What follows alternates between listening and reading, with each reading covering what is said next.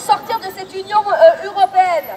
Donc on appelle ici en France au Brexit, sans condition, à la destitution d'Emmanuel Macron, usurpateur, qui n'a été placé que grâce aux médias et aux oligarques. Je rappelle que les médias, tout le monde le sait, sont tenus par les oligarques. Ce sont ceux-là même qui font les candidats à la présidentielle. D'ailleurs, ils nous préparent déjà le match 2022. Le Pen, Macron. Donc est-ce qu'on veut continuer comme ça ou changer de paradigme?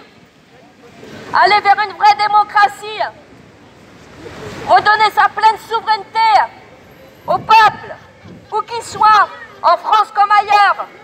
Parler des vrais sujets de la création monétaire. Arrêter d'emprunter sur les marchés financiers qui, eux, s'enrichissent sur la misère humaine et la misère sociale. En finir avec les lobbies d'influence, quels qu'ils soient, lobby pharmaceutique, lobby communautaire. On en parle du CRIF.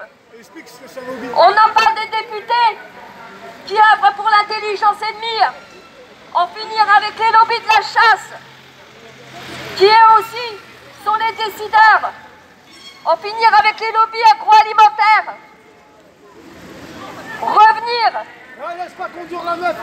vers une politique où chacun trouvera sa place, où on arrêtera de délocaliser, de faire profiter les multinationales, alors qu'on licencie par ailleurs.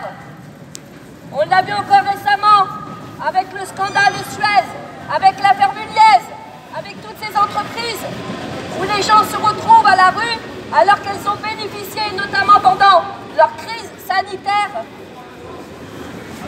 de plusieurs aides à hauteur de plusieurs millions, voire de milliards d'euros.